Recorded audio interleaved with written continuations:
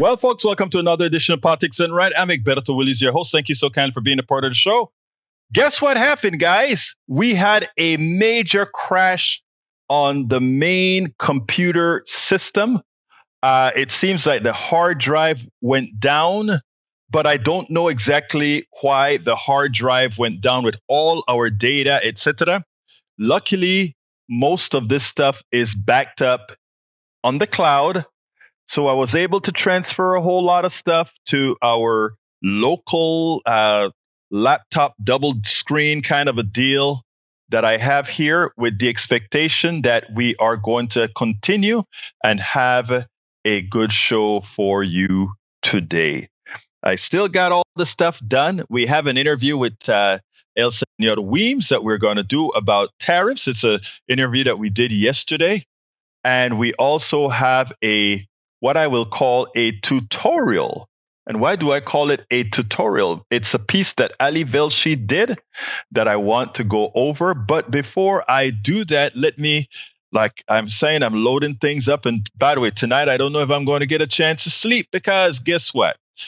I have to replace that drive. I got to bust that whole system open and start messing with pieces. And hopefully the hard drive went out, not because of some other electrical problem. I hope, if that's the case, the hard drive that I just got will do the job. I have been building computers for a long time, but let me tell you something, guys. This was a trip to me. This is a 2 terabyte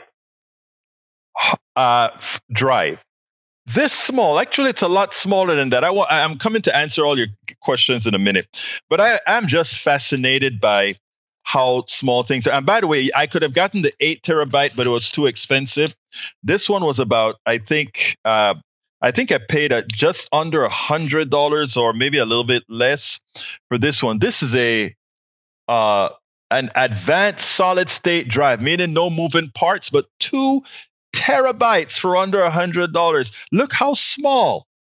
And this is what went bad in the other computer system. Although I believe the computer that I'm replacing this with had a hard drive, meaning it had the mechanical one. This one is not mechanical at all. But anyway, so this is for our main system that do all the transmission for you guys. Right now, I'm sitting down with a mismatch laptop that you guys kind of worked with. I don't know if you guys remember when we moved to DC, you guys went and provided this particular laptop so that we could continue broadcasting from DC. Well, I had to fire it back up. It's slow as hell, but it seems like it's holding up right now, and we get a chance to do our show. Anyway, welcome aboard, everybody. It's in the house. By the way, are we up on Substack? Let me make sure that we're up on Substack and see if things are working as they should. It looks like we're up on Substack. I think I see about 50 people out there. Let's see what else we got here. I don't think we're up on Instagram. Let's make sure, bear with me 1 second, folks, to make sure that we have Instagram loaded as well. I want to make sure that people that are listening to us, wherever they are, get a chance to be with us. So I'm just going to name it tariffs. I don't have the time to give it the full name right now. And I'm going to set that baby up and make sure that our kind Instagram listeners can get to us as well. Let me copy the stream key, put the stream key in the system. All of this on a double screen laptop. I wish I had a camera to show you the setup that I got here working. Anyway, folks, anyway, come on, guys. Let's see. That should work. Let me put that down there. Turn that back on here. Get this baby up and running. And we should be okay. I got you going. Let's see about as far as Twitter or X is concerned. Let's see if we can start sending X some data. All right, folks, let's get busy. All right, let's see what you guys are talking about right now. Let's make sure and see what's going on. I don't want to do that. I actually want to do to the chat. There we go. I'm at the chat. Welcome aboard AVQ from Brooklyn, New York. Welcome aboard. Who else is in the house? We have Sold Car for Gas Money is in the house. We also have Patrick Magner who says, meow. And to which I say, hey, brother Patrick, how are you doing today? We also have in the house Paul Fleming from Powder Springs, Georgia. In the house as well is Melanie Keelan from Barcelona, Spain. Melanie Keelan, it was fun having you at with us in the house at where again? At Ask Egberto Anything. Eric Hayes is in the house as well. He was there at Ask Egberto Anything as well. Lee Grant skipped out as us. Lee Grant is from Montgomery County. Melanie Keelan from Barcelona, Spain. Eric Hayes from Kingwood, Atascocita.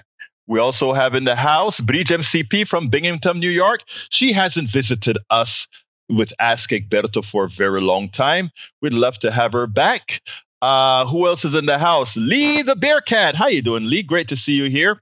Can you use the cloud instead? Actually, what it's a mixture. I'll talk about the cloud later on if you have any specific questions about that. I use several clouds plus a hard drive plus a backup. In this world, you have to have things all over the place. Alistair Water is in the house.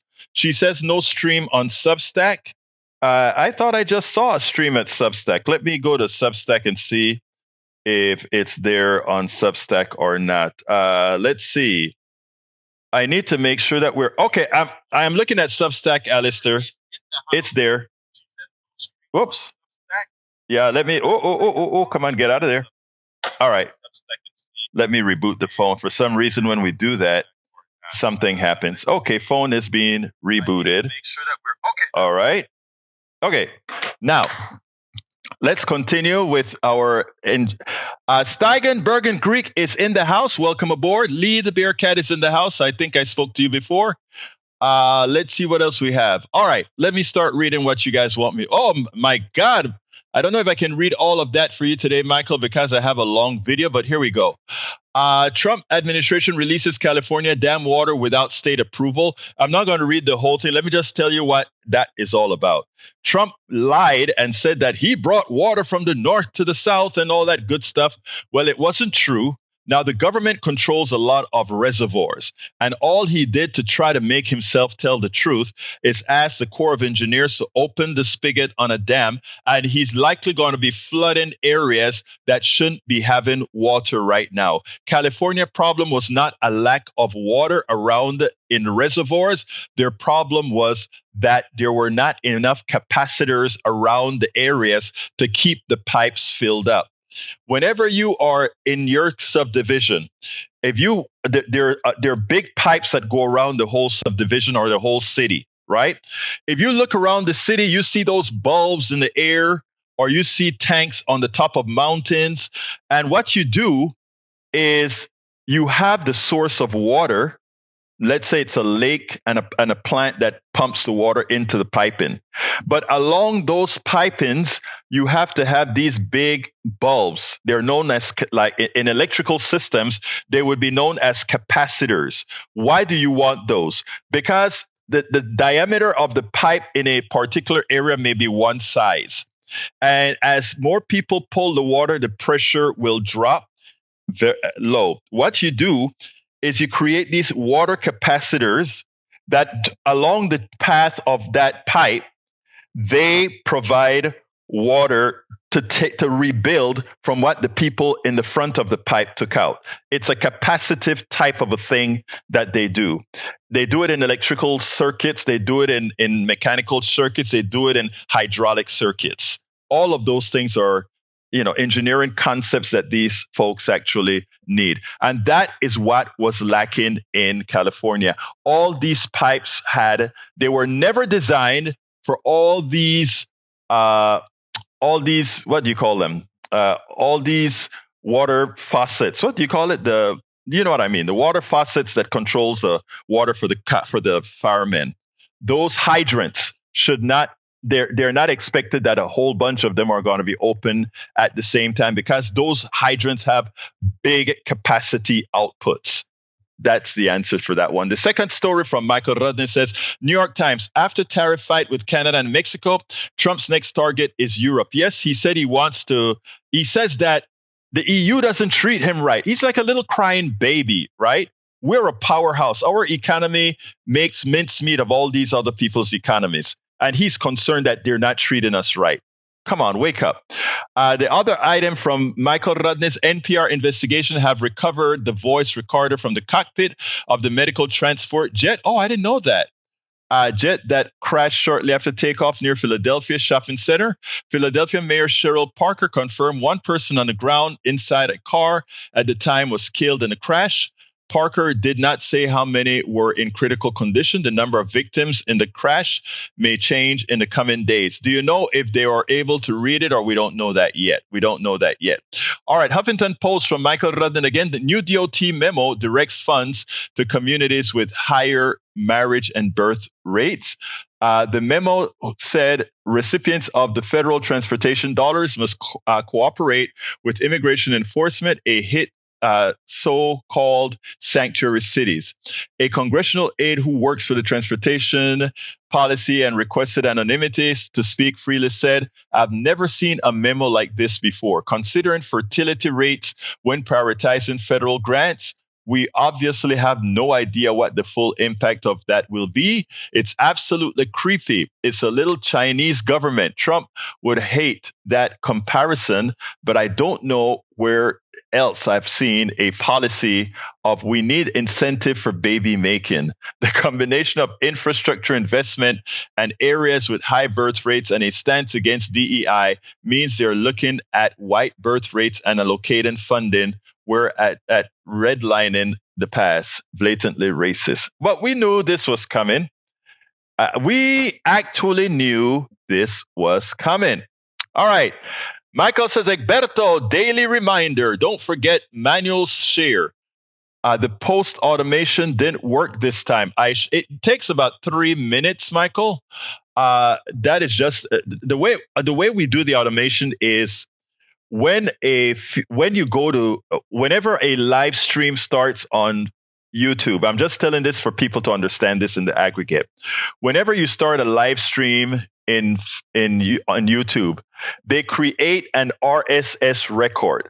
Almost immediately, that RSS record gets created. After that RSS record is created, the tool that I use to go ahead and start the segment actually runs on a 2-minute cycle. You can't just keep polling. So it runs on a 2-minute cycle to say, did the RSS change? If the RSS change, what is that change? And is it a change that I need to put on to Blue Sky? That's the algorithm that I use to get it on Blue Sky. So it's every 2 minutes that we check the algorithm, Michael. Thank you for reminding me in case it fails at some time, which it could. All right, let's see. Lee Grant says, kudos to Trump for getting Mexico's help with southern border. This was simply a smoke and mirrors crap, okay? This was a distraction. This did absolutely nothing for fentanyl.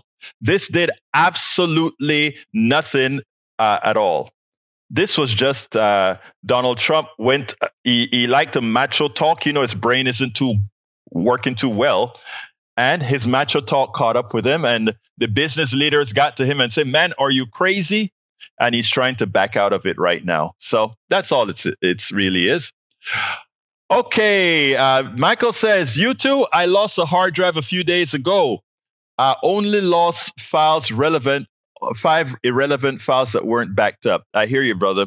I try to keep everything on the drive, automatically going to either one. I think my mirror is OneDrive. My ultimate storage is Google Drive, the cloud of these guys, right? And then I have another backup that I ever so often I keep up to date. What I really need to do is get another in-house backup that has mirror drives within the backup. I have to wait to get some funds before I get that one. That one is going to put me at probably $1,000 or so. All right, let's see what else we've got here. Patrick Magner says one link is to protest Elon rummaging through the Treasury. The other is Bernie. What is that? Did you give me a link or something? I don't see it. But anyway, SSD is only for my main drive. Yeah, SSD. I'm still worried about SSDs because it's not magnetic. It's sort of electric, and I always wonder about when the polarity going to change but I imagine these guys have done a good job to give it longevity. I don't know what the longevity is. All right, continuing, you could have lost Bitcoin on that. Yes, Magner. Patrick, you're so right. If I stored my Bitcoin on my drive and somehow it wasn't yet updated in the ledger and I had my password there or something, I could have had $1 million in Bitcoins and it would have just been poof, gone. That is funny. Leader Bearcat says, so are all the countries lining up now? Panama agrees and Colombia agrees. So now Mexico and Canada. No. Panama did not agree. I suggest you read La Prensa. La Prensa is a Panamanian newspaper in Spanish. I read it this morning. When Marco Rubio left yesterday, the last message that the Panamanian president told him was that there is absolutely no vamos a garantizar, no vamos a requisitar nuestra soberanía. That means there's nothing that you can do to take our sovereignty away. And I hope Donald Trump understand what that really means. The canal is either Panama's canal or there is no canal. I don't have to elaborate on that. The canal either belongs to Panama, or if America comes in by force and tries to control the canal, ultimately there will be no canal. And I think Trump may not be smart enough to understand that, but I think the military is smart enough to understand that one cannot protect the canal. Okay? All right, let's move on. What else have we got here? Blue sky sounds like echo chamber from the reactions here. Well, I could say that about X, right? Melanie Keelan says, geez, sing Michael happy. Oh, it's Michael's birthday. Michael, I hope you're still here. It's time. Happy birthday to Michael Rudnin. Happy birthday to our brother. Happy birthday to Michael Rudnin. Happy birthday to you. Okay, Michael. How old are you now, Michael? I think you said you turned 50, right? Let's see. No singing, please. Just to read out. Nope. I'm sorry. We will not abide by your request. In fact, we already did not abide by your request. We love you too much, brother. All right, what else have we got here? Bree says, Egberto Willies, USAID down in SA. Guess who helped with getting rid of apartheid in South Africa? USAID. Where is Musk from? South Africa. Get the picture?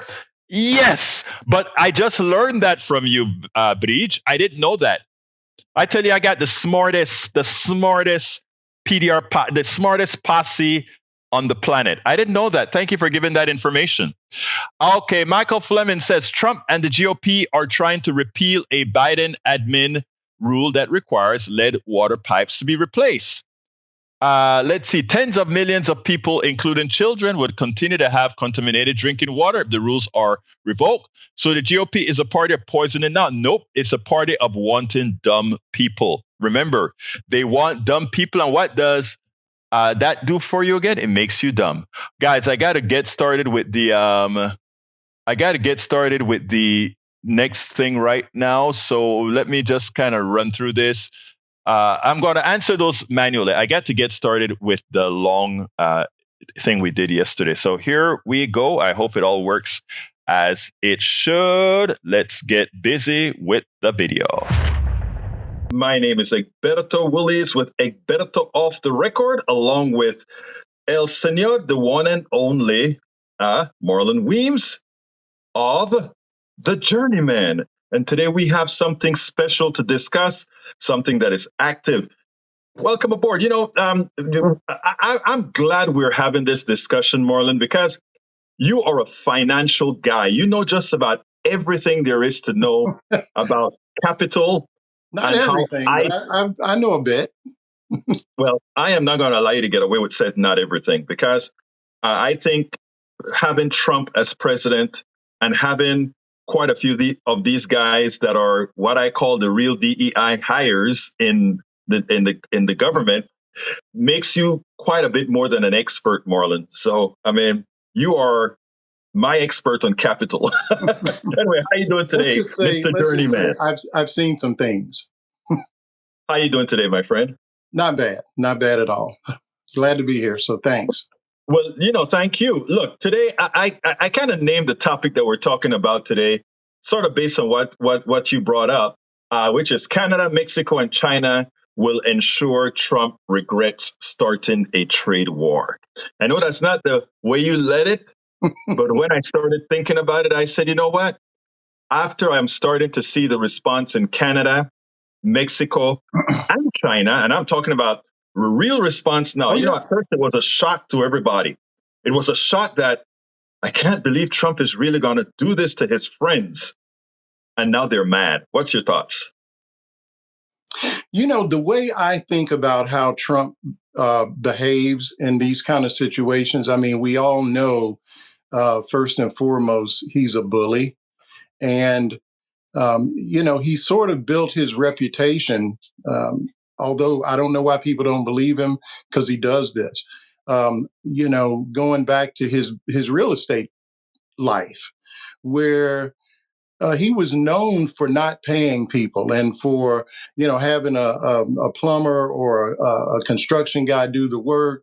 And then it becomes a negotiation over, well, how much am I really going to pay you? And so he's used to strong arming people. But the problem here, unlike those situations, the plumber or the carpenter, if you don't pay the guy and you're a billionaire, what's the worst thing that can happen? He sues you. Well, you got more money than him. So, what's your downside? And so he has gotten used to doing this sort of thing where the repercussions are pretty minimal in terms of the pushback or, the fallout. Well, in the case, I mean, he's picked a fight with really the three biggest trading partners that we have. Now, you can look at China and maybe you can say in some instances they're an adversary, and in some, we're on the same team, so to speak, and we kind of need each other. We need their cheap labor, and and we like to buy their stuff, and we want cheap TVs and phones and whatnot.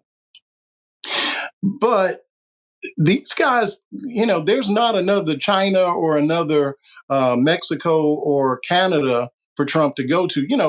Using the earlier scenario, okay, you piss off one carpenter, you just go get another one, right? Well, that's not available in this scenario. And also, he should learn from what happened last time. Last time he was president, he did the same thing with China, and what happened? It nearly destroyed our agricultural business or sector, I should say.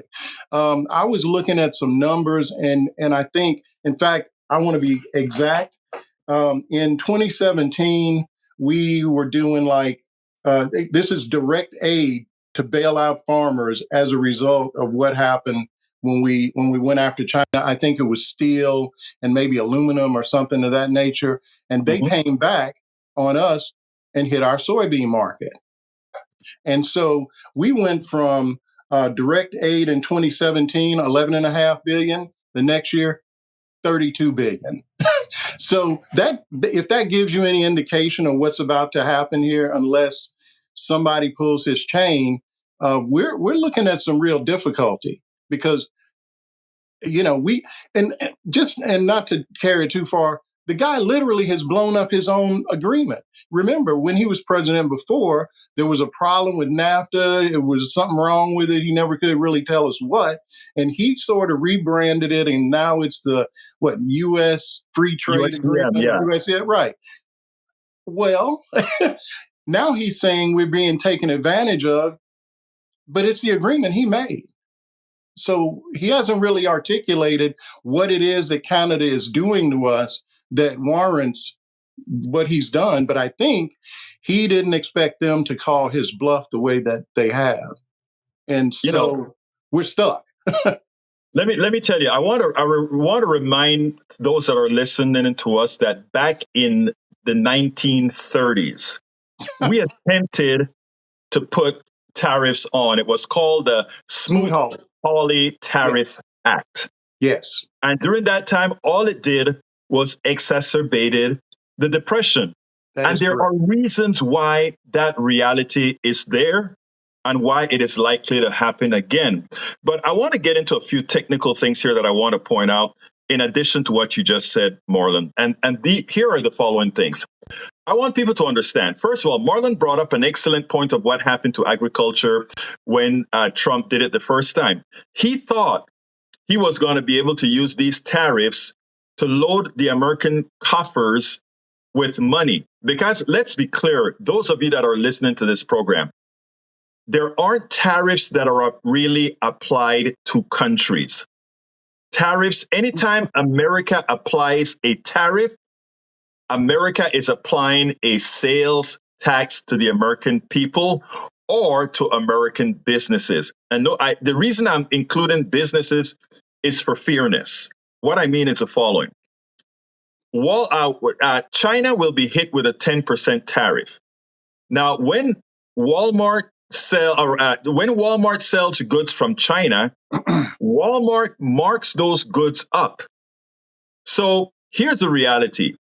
There's a good chance that the tariff from China will only cause a marginal increase in the prices of the food, the stuff from China, because again, they are paying the tax on the value of the product before we add value. In other words, they're going to, if you buy a piece of clothes for $10 that you're going to sell for $20, the tariff is on $10, not $20. So these companies may believe that Trump will be able to just hold this for a while, and they may sort of eat some of the costs. But at 25%, they can't do that. No. And keep in mind, you're talking about Mexico as well here. And what do we get from Mexico? Cars, fruits, vegetables, avocados. And the margins on those things are already very thin. Right. So there's not a whole lot of room for the importer to just eat it. Or he loses all his profit. Exactly. And adding to that, so what I want, the reason I brought that up, right, is Trump may feel that he can get away with it because remember, all these tariffs are a tax on anybody who purchased these products. And anybody goes to Walmart, most of the products are from China. Everybody who buys a car, most of those cars have parts made in Mexico or Canada. Anybody buys tequila, anybody buys avocado. All these things are coming from these places. Canadian whiskey. Here you go, right? So all these costs are going to be applied to us. So it is a recessive tax, a tax that all of us are going to pay to Trump, and that he believes will partially make the books look okay for them. Remember, he did this right away, Marlon. You have to ask yourself why he did it right away. Because he wants. I'm sorry. Go ahead. No. He wants the OMB. He wants a budget office to say, well, we are going to be pulling in X amount of dollars in tariffs, which is a lot more than they were before. So now we can actually give these bigger tax cuts that would look like deficits on paper before we actually see the outcomes of the tariffs being applied. It's I don't hear the mainstream media talking about this. We're talking about a massive amount of tariffs. We're talking about $1.5 trillion, cut 20 something percent of that. And you see the amount of money that, assuming that everything stayed the same, what he would be able to tell OMB, well, you know what? I have $100 billion more coming into the coffers, or maybe $200 billion more coming into the coffers. And that's all on you. Well, that is American paying more money. A lot of pain is going to come with that. And I guess, what I would say, on one side of the ledger, that is true. On the other side of the ledger, you're talking about Canada. Canada has kind of held back a little bit in terms of what they can do to us with regard to energy. Mm-hmm. Oh, yes. So just kind of make that point. Marlon, expand on that point. That's a very important point. Well, I mean, we have, and I'm not an expert, in energy and how, in terms of how it's processed, but we have, to my understanding, specific refineries in the northern U.S. that are basically there to receive oil just from Canada that's then refined into gasoline. So what do we do if Canada decides? Now, I think there is a tariff, but I think it's only 10% for now. But what if that goes to 25%? I mean, as it stands now, I was just reading a report that suggested that gasoline could go up as much as 20, 30 cents a gallon. Well, I saw 50 cents. That's what I read. I just read that today, 50 cents. Yeah. So I mean, it's, and you know how it is with gasoline, it's pretty immediate. It's not gradual at all. And it's something everybody sees as they're driving down the highway. Yep. And remember, that's what Trump used against Biden. Look at the gas prices. Of course, Biden's prices was falling, but Trump is good at illusions by saying, see what you're not seeing. Get in the way of a good right. See what you're not seeing. Look, I think we have to stress more so than ever that this is a ploy. But the reason I named what we're talking about, what I named it, is because, again, the reaction that's occurring in Mexico and now specifically Canada. What Canada is saying is they have done two things. They have started talking about buy Canadian, and they've listed all the American products that tariffs are going to be placed on, and told their people to get the replacements for those particular products buy those in Canada. Mm-hmm. And of course, understanding that also the products coming to America will mean a diminished amount of sales for Canadian firms that they hope will recover some of that lost sales that they have. But again, the other thing that they're talking about, which is even more dangerous, is to open our markets to other countries and start importing from other countries. And Marlon, as a businessman, as a capital guy, more than anything, when you start to destroy consumption from one place, sometimes it's very hard to get it back. That's exactly what happened in his first term.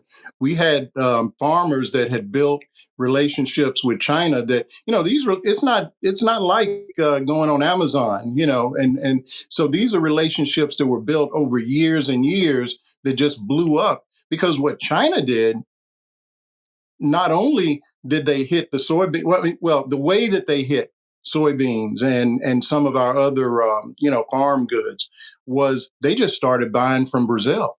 Mm-hmm. Yes. And a lot of that business never did come back. So now what? Canada, Mexico certainly have other places they could go. I'm sure what happens if those two countries decide, you know what, we'll just go around America, and they partner and they cut their own, a mutual deal. I mean, there are a number of different things that could happen here. And so America could find itself in the dark because of what this guy's done. And to me, I think because it doesn't make money sense. And I think it's just a function of this guy's ego. And they called his bluff. You know, he's been saying this now for some time. And at some point, I don't know, I guess he may have thought that they would come to the table. And let's not sleep on Mexico's president. She's pushed back. I love her. Very hard. Shanboyne is great. She was and he's actually not accustomed to that. Shanboyne was actually more reactive than the Prime Minister of Canada. The very first time it came out, she came out and she lashed out. She reminded Donald Trump of a few realities, not because Donald Trump made it seem like, well, you are sending over these fentanyls to our people, and that's one of the things we're doing. And she said, and you're sending over your guns and getting our people killed. And you have, I mean, she was, I read the piece here on Substack in Spanish. It was even more powerful what she had to say in Spanish than the translation we got to English. She really let Trump have it. And I don't think he's simply not accustomed to that. He's not it's a woman. Especially a brown woman. Yes. No. He's not accustomed. Yes. So I mean, I think the one thing that I want to stress is I keep thinking, look, I can understand Mexico a bit. Maybe let's say he's going to use that so that Mexico really controls immigration at Guatemala, at the entry point in Guatemala, and also control some of the fentanyl by really doing more checks. Let's give him that. I have a comment about that if I could. I just see the fentanyl argument as such a red herring. The reason I say that, and it's not to say there's none, coming across the border, but a couple of things.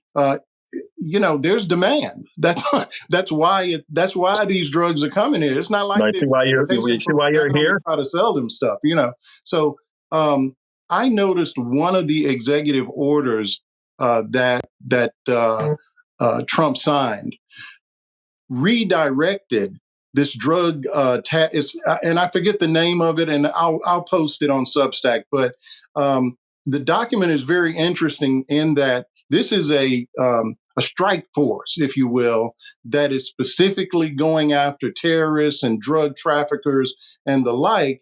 And this executive order redirects them away from fentanyl to go after, undocumented folks that might have shoplifted somewhere. It literally says, refocus away from your prime objective, and we want you looking at, illegals, as they call them. So if you're really worried about fentanyl, that's not really something you do. But the problem is he's got to make good on all this crap he has talked about, mass deportations. And for one thing, if you're talking about 25 million people that you're going to deport, you're not just talking about undocumented people, because there's at best 11 million, maybe. Who's going to do all that deport? I mean, who's going to physically do all that? Well, let me tell you, Marlon, there are two things that I want to answer there. First, let me take the latter first. The truth of the matter is that the deportation is really a red herring. What he's trying to do is raise some money. His folks are going to get a lot of money for creating detention camps, etc. He's going to get a lot of kickbacks from farmers, etc., who are going to say, please look the other way so that my crops can get picked. I mean, and then he's going to say, please look. Yeah, and then he's going to take bribes from the meat packers that says, okay, please don't show up at my meat packing area, and so that these guys can do the work. It's all a grift. You really think Trump would take a bribe? Oh, come on. It's a grift, right? But I tell you, it's even further than that. I kept on trying to figure out about Canada, because easy excuse about Mexico. But Canada, it doesn't make any sense. Well, it does. That's where he really believes he can use that at OMB to go ahead and get this bill passed. Remember, they're trying to do a quick bill with reconciliation, not 60 vote majority, but with reconciliation. And with reconciliation, it has to be done within the budget. And he can use he can use what he can lie about what he perceives he will get from tariffs to fix that budget. But Americans have to realize that the monies that he's going to collect, that $200 billion or so that he's going to add to the budget. It's not even close. It's not close, but it's a money, whatever it is, it's money that his own MAGA folks will be paying. His own MAGA folks are going to pay for that tax increase. And it's sad that the mainstream, Marlon, let me tell you, what upsets me the most is this is not rocket science. And you're an investor, a guy who understands capital. You can see all of this. Why is it that CNBC and all these other folks I thought about this, as soon as he did it. Why is it they're not out there pushing that story about reconciliation, the budget, and the amount of money they expect to come in via tariffs? Egberto, I don't know. That document that you're referencing was I don't know if leaked is the right word, but it came out, I'm going to say, three weeks ago, maybe on a Friday. And I actually did a live and literally just walked through the entire document. Most of the cuts were out of the Ways and Means Committee. Well, there are Democrats on that committee. And I kept looking. I'm looking on the various social media, even X. I'm like, are they not going to say anything about this? Because that document, it's a wish list. And I actually wrote something about this. And basically what they're doing is just, like looking under the couch cushion for money. They're talking about making tuition scholarships taxable. Right. They're talking about taking away the mortgage deduction on your home mortgage, or the interest deduction. Right. So everything you can imagine is on the table, and I don't know where the Democrats are. I really don't, and I think it's almost like they're so shell shocked. But how can they be? The guy's been president before. He did this. This is his methodology of just shock and awe, just one thing after another. And all you have to do is just kind of take a step back, and you can see the picture. Now, like you said, they are definitely trying to raise money, but you have to also keep in mind $200 billion is a lot, but the tax cut that they're contemplating, what they want to do is extend the Tax Cut and Jobs Act. Right. So now, but it expires, I guess, next year. In December. Or in December. Thank you.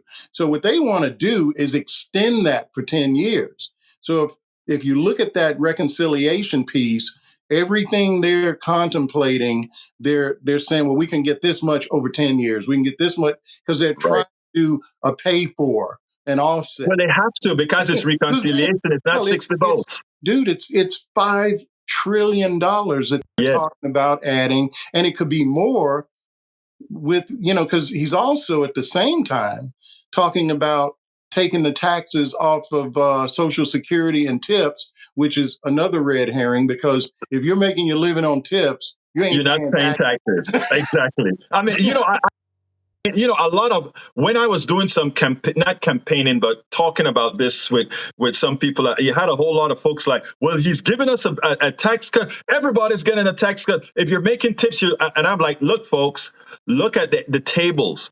If you are somebody making tips and you make under, I don't remember how much money, I was under $30-something thousand or whatever, you're not going to pay any taxes anyway, so he's not giving you a break. But here's the kicker, Marlon. Here's what those tips are for. Notice the difference between the no tax on tips that he provided to no tax on tips that Kamala Harris provided.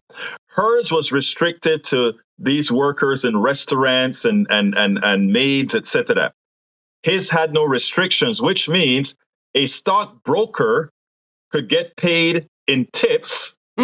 Somebody could tip that stockbroker $100,000, and that's a tip, no tax.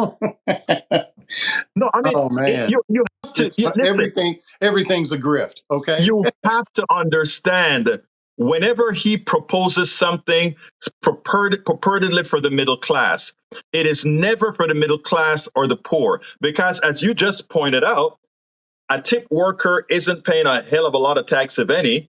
That is income tax. But that stockbroker is going to, if you give him $100,000 tip, it's a tip.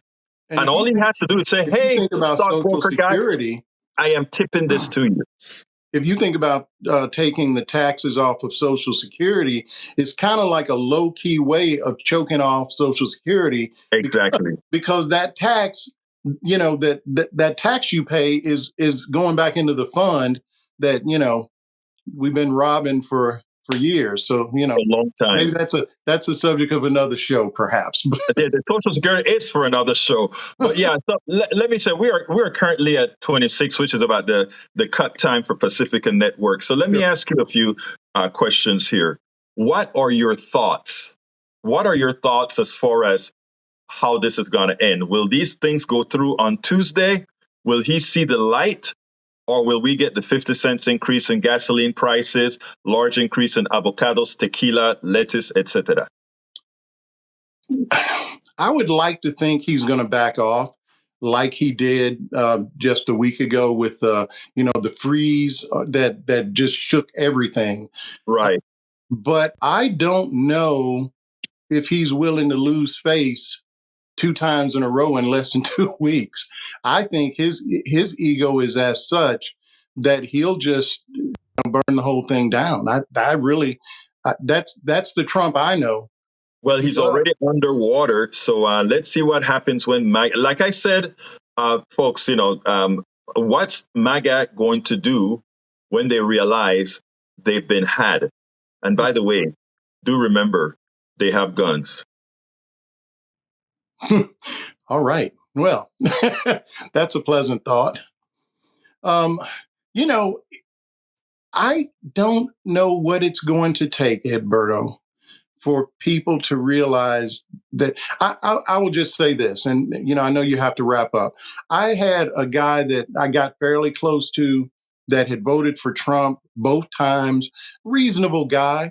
And he would say to me, we can't let Kamala Harris in because my business is about to go under. I can't afford to hire people. They want too much. And I said, dude, this guy is going to put tariffs on. Well, I don't like tariffs. I don't think he's going to do that.